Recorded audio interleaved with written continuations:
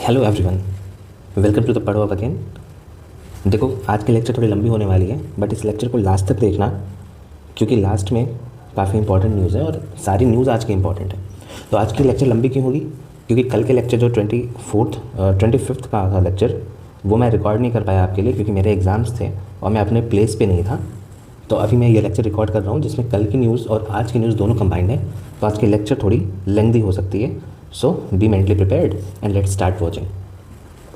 तो आज की पहली न्यूज़ हमारी है, which country recently expelled Iran's ambassador. किस देश ने हाल ही में ईरान के राजदूत को निष्कासित कर दिया? आपके ऑप्शन है इजराइल, लेबनान, जॉर्डन या इजिप्ट। तो देखो, न्यूज़ क्या है कि लेबनान ने, अब आपको लग रहा होगा कि लेबनान क्यों करेगा, वहाँ तो हिजबुल्ला है और हिजबुल्ला जो है वो ईरान का प्रॉक्सी है। बट एक्चुअल में लेबनान में दो फोर्सेस काम कर रही हैं। एक लेबनान की गवर्नमेंट है, लेबनान की गवर्नमेंट है एक, और दूसरी हिजबुल्ला है। तो जो लेबनान की गवर्नमेंट है वो गवर्नमेंट हिजबुल्ला के साथ नहीं है। तो उसका ये कहना है कि ईरान ने इंटरफेयर किया है उनके डोमेस्टिक अफेयर्स में बाय सपोर्टिंग हिजबुल्ला। तो इस वजह से उन्होंने ईरान के जो एम्बेसडर डेजिग्नेट थे, जिनका नाम था मोहम्मद रज़ा शिबानी, उनको अपना देश छोड़ने के लिए बोल दिया है कि हमारे देश से जाइए। उनको उन्होंने क्या डिक्लेयर किया? Persona non Greta. Persona non Greta मतलब होता है ऐसा पर्सन जो उस देश के लिए सही नहीं है, मतलब अनवेलकम पर्सन, अनवेलकम पर्सन। ठीक है। लेबनान ने क्या इस पे आरोप लगाया ईरान पे? That it violets it's sovereignty and interfering in internal affairs via Hezbollah. ठीक है। तो आपको ध्यान क्या रखना है यहाँ पे लेबनान के बारे में? लेबनान की कैपिटल क्या है? बेरूत, और करेंसी क्या है? Lebanese pound. अब लेबनान का यहाँ पे आप मैप देखो कि इनके बॉर्डर किससे लग रहे हैं। तो इनका बॉर्डर मेनली सीरिया से लग रहा है और इसराइल से लग रहा है। ठीक है, सीरिया और इसराइल। साथ में यहाँ पे एक चीज़ आप देखो, ये है गोलन हाइट्स। गोलन हाइट्स ऐसी टेरिटरी है जो इसराइल ने ऑक्यूपाई कर रखी है, बट एक्चुअल में किसका था? सीरिया का था। ठीक है। तो इतनी सारी न्यूज़ आपको समझ में आ गई। Now come to the next news. तो अगली न्यूज़ हमारी है, what is the projected GDP growth rate for India for FY27। मतलब 2027 में जो वित्त वर्ष 2027 का होगा, उसमें भारतीय जीडीपी का जो ग्रोथ है वो कितना मान रहा है S&P। ठीक है, स्टैंडर्ड पुअर जो है, इनके हिसाब से भारतीय ग्रोथ रेट कितनी रहने वाली है? आपके ऑप्शन है 6.5%, 7.1%, 7.5% और 8%। ठीक है। तो न्यूज़ क्या है कि S&P ग्लोबल रेटिंग्स ने इंडिया की ग्रोथ रेट को प्रोजेक्ट किया है कि ये 7.1% रहने वाली है।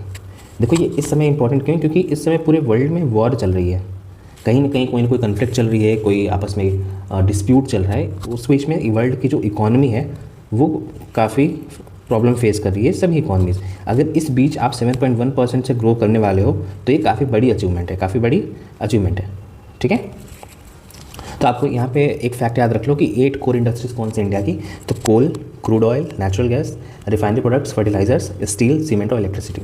मैं आपको ये जो फैक्ट्स अलग से बता रहा हूँ ना, ये आपके एग्जाम्स के लिए बहुत इंपॉर्टेंट है और सभी कहीं ना कहीं एग्जाम में पूछे जा चुके हैं और लगातार पूछे जाते रहते हैं। तो 8 को इंडस्ट्रीज़ में क्या कहेंगे? Coal, crude oil, natural gas, refinery products, fertilizers, steel, cement और इलेक्ट्रिसिटी।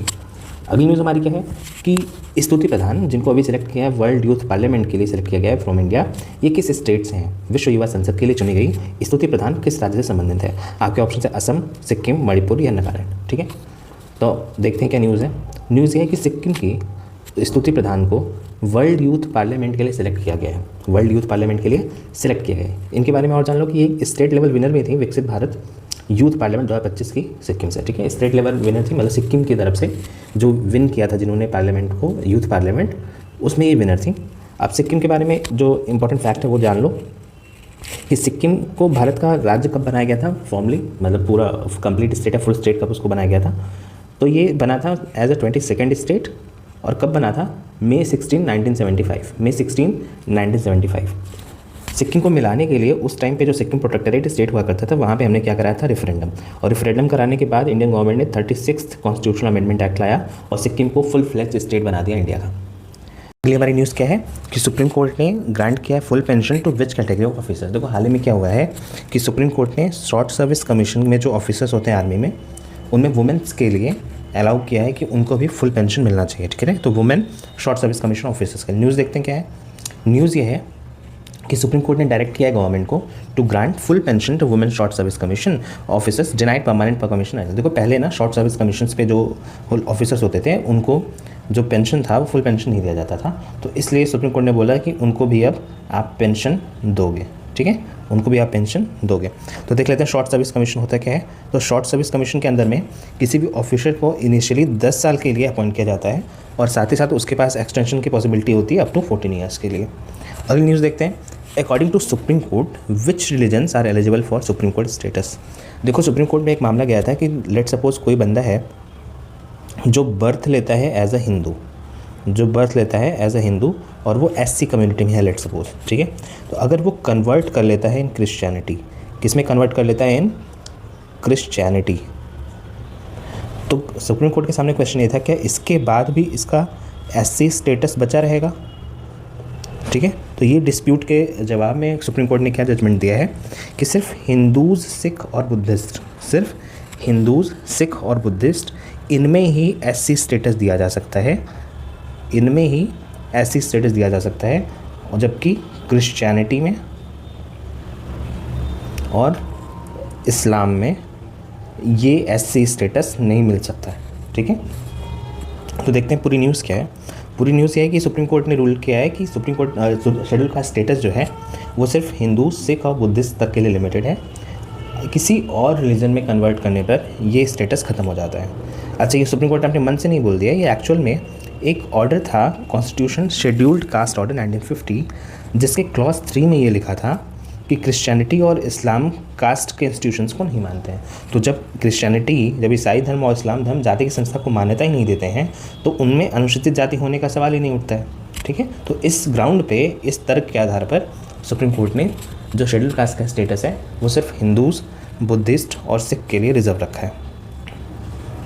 अगली हमारी न्यूज़ है, how many airports will be developed under the modified उड़ान स्कीम। हाल ही में देखो मॉडिफाइड उड़ान स्कीम या संशोधित उड़ान योजना लॉन्च की गई है, तो उसके अंदर कितने एयरपोर्ट्स को डेवलप करने की बात चल रही है। तो देखो 100 एयरपोर्ट्स को डेवलप किया जाएगा, 100 एयरपोर्ट्स को डेवलप किया जाएगा 10 साल के पीरियड में, जिसकी कुल कॉस्ट कितनी रखी गई है, 28,840 करोड़ रुपए, ठीक है। तो उड़ान स्कीम के बारे में आप जान लो कि इसका पूरा नाम क्या है, उड़े देश का आम नागरिक, और ये लॉन्च किसके द्वारा किया गया था, ministry of civil aviation in 2026, नागरिक उड्डयन मंत्रालय द्वारा 2016 में ये लॉन्च किया गया था।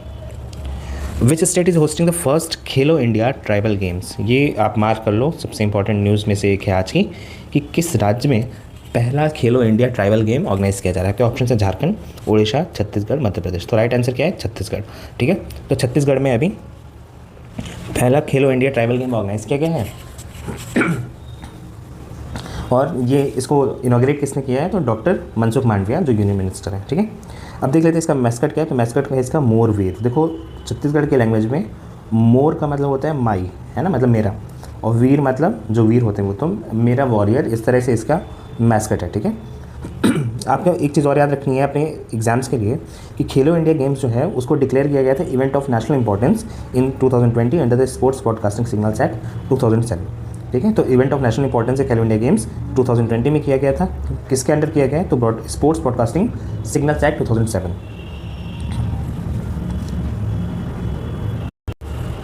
अगली हमारी न्यूज़ है, हु वॉन द सरस्वती सम्मान 2025। देखो आपके ऑप्शन हैं शिव शंकरी, अमिताभ घोष, जी माधवन नायर, रामकुमार मुखोपाध्याय। तो जो रामकुमार मुखोपाध्याय जी हैं इनको सरस्वती सम्मान से सम्मानित किया जाएगा फॉर हर पार्वती कथा, ठीक है। क्या, किसके लिए, हरा पार्वती कथा, इनका एक बुक है उसके लिए इनको सम्मानित किया जाएगा। ये बंगाली ऑथर हैं और इनका जो नॉवेल है उसका नाम क्या है, हरा पार्वती कथा, ठीक है। तो सरस्वती सम्मान 2025 से इनको सम्मानित किया जाएगा। ये सम्मान किसके द्वारा फाउंड किया गया, तो के बिरला फाउंडेशन जो है, के बिरला फाउंडेशन ये सम्मान देती है और इस सम्मान में 15 लाख रुपए तक का प्राइज़ दिया जाता है। अगली न्यूज़ हमारी है, what is the name of the SEBI initiative to curb fake trading apps. तो सेबी ने अभी वेरीफाइड ऐप लेबल लॉन्च किया है ताकि वो जो भी फेक ऐप्स हैं ट्रेडिंग के उनको रोक सकें, ठीक है। तो किसकी मदद से किया है, तो गूगल की मदद से किया है। तो सेबी चेयरमैन कौन है इस समय, तुहिन कांत पांडे, इन्होंने लॉन्च किया है verified app label to protect investors from fake trading apps, ठीक है। अच्छा, सेबी क्या है, तो सेबी एपेक्स रेगुलेटरी बॉडी है for the securities and commodities market in India. India में जो भी आप शेयर्स ट्रेड करते हो ना शेयर मार्केट में, तो शेयर मार्केट को कौन रेगुलेट करता है, सेबी, ठीक है, security and exchange board of India. अगली न्यूज़ हमारी है, विच स्टेट लॉन्च द निवेश मित्रा 3.0 पोर्टल। देखो हाल ही में उत्तर प्रदेश गवर्नमेंट ने निवेश मित्रा 3.0 लॉन्च किया है। ये डिजिटल पोर्टल है जो कि यूपी में आने वाले इन्वेस्टमेंट्स को सिंप्लीफाई करेगा, यूपी में इन्वेस्टमेंट्स की प्रोसेस को सिंप्लीफाई करेगा। इससे फ़ायदा क्या होगा कि यूपी में इन्वेस्टमेंट बढ़ेगी। तो निवेश मित्र 3.0 है। आपको ध्यान रखना है एक स्टैटिक फैक्ट उत्तर प्रदेश के बारे में कि उत्तर प्रदेश में जो लोकसभा की सीट्स हैं वो 80 हैं और राज्यसभा की सीट्स 31 हैं।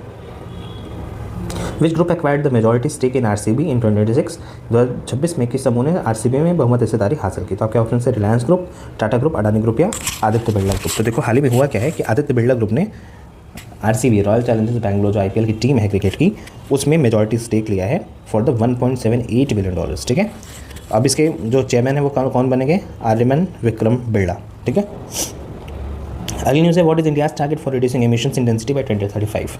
2035 तक उत्सर्जन तीव्रता कम करने का भारत का लक्ष्य है। देखो अभी इंडिया ने अपना NCD nationally determined contributions NDC targets को इंडिया ने अपने अपडेट किया है फॉर द नेक्स्ट 10 ईयर्स। तो उनमें पूछ रहा है कि इसमें हम एमिशन रिड्यूस करने के लिए कितनी बात कर रहे हैं। तो देखते हैं क्या न्यूज़ है। न्यूज़ है कि यूनियन कैबिनेट ने अप्रूव किया इंडिया का NDC update committed to reduce emissions intensity by 47%। ठीक है, तो आपको क्या ध्यान देना है कि 47% है बाय 2035। ठीक है, तो 2035 तक 47% तक हम अपनी एमिशन इंटेंसिटी कम करने वाले हैं फ्रॉम द 2005 लेवल्स। कब से कब तक के लिए? 2031 से 35 वाले पीरियड में हम ये करने वाले हैं। ठीक है, तो India target 60% electric capacity from non fossil fuel by 2035। ये आप याद कर लो, एग्जाम में आने वाला है। ठीक है, इंडिया ने टारगेट किया है कि भारत का लक्ष्य 2035 तक गैर जीवाश्म ईंधन से 60% विद्युत क्षमता हासिल करना है।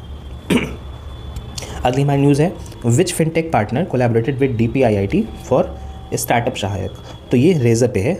रेजर पे के साथ अभी DPIIT ने एक MOU साइन किया है टू लॉन्च द स्टार्टअप सहायक प्रोग्राम। ठीक है, स्टार्टअप सहायक बेसिकली क्या करेगा? स्टार्टअप्स की मदद करेगा इन द अर्लियर स्टेजेस। अगली न्यूज़ है the golden jubilee scholarship was established in which year?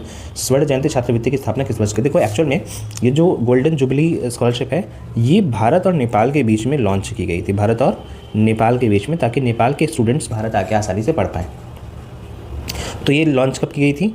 2002 में। ठीक है, क्योंकि उस टाइम पे ये 50 साल पूरे हो रहे थे इंडिया नेपाल इकोनॉमिक कॉर्पोरेशन के, तो उस टाइम पे ये गोल्डन जुबली स्कॉलरशिप लॉन्च की गई थी।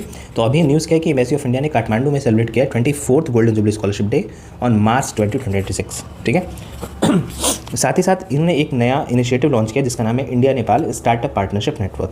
तो INSPAN India Nepal startup partnership network. ठीक है, तो ये आपको याद रखना है कि इंडिया नेपाल के बीच में ये लॉन्च किया गया बाय द इंडियन एम्बेसी। ठीक है, अब अगली न्यूज़ है the US army digital drone market place was developed in collaboration with. देखो अभी हुआ क्या है कि US ने डिसाइड किया है कि बहुत हो चुका हम सीक्रेट डील कर करके ड्रोन बेच के, अब US ने डिजिटली ड्रोन बेचने का फैसला किया है कि हम अपना एक मार्केट प्लेस बनाएंगे जहाँ पे हम ड्रोन बेचेंगे। ठीक है, तो digital drone market place US ने डेवलप किया, US आर्मी ने, फॉर सेलिंग देयर ड्रोन्स। तो अब उनके जो भी बायर्स हैं वो सीधे उस वेबसाइट पे आएंगे, वहाँ पे ड्रोन देखेंगे जो अच्छा लग रहा है उसको ऑर्डर किया, उसका डिलीवरी हो जाएगी। ठीक है, तो इन्होंने अमेजन वेब सर्विसेज के साथ मिलकर ये लॉन्च किया है। न्यूज़ है कि the US army launch a digital UAS मतलब unmanned aircraft systems market place to speed up drone purchases. ठीक है, किसकी मदद से किया गया? अमेजॉन वेब सर्विसेज की मदद से। अगली और सबसे इम्पॉर्टेंट और हमारी आज की लास्ट न्यूज़ है वियतनाम ने किस देश के साथ न्यूक्लियर रिएक्टर या न्यूक्लियर पावर प्लांट बनाने की डील की है? तो आपके ऑप्शन है रशिया, USA, चाइना और फ्रांस। तो देखते हैं न्यूज़ क्या है। न्यूज़ ये है कि वियतनाम और रशिया ने एक nuclear power plant deal sign कर ली है और इस डील के अंदर निन्थुआन 1 न्यूक्लियर पावर प्लांट जो कि वियतनाम में है उसको डेवलप किया जाएगा by the Russia and Vietnam combined. ठीक है, इस प्लांट में BVER 1200 रिएक्टर्स लगे होंगे। तो आपको अगर याद करना है तो नाम याद कर लिया, वैसे उतना इंपॉर्टेंट नहीं है, जो कि रशिया के रोसाटॉम जो उनका एक कंपनी है उसके थ्रू प्रोवाइड किए जाएंगे। आपको याद क्या रखना है कि वियतनाम कैपिटल हनोई है और करेंसी डोंग है। आज की अपनी क्लास में यहीं पे ख़त्म करते हैं। Thank you so much for watching till here. आपको PDF चाहिए होगा तो नीचे दिए हुए टेलीग्राम लिंक पे क्लिक करके हमारे चैनल ज्वाइन कर लीजिएगा टेलीग्राम पे, वहाँ पे आपको PDF मिल जाएगा। Thank you so much, have a good day.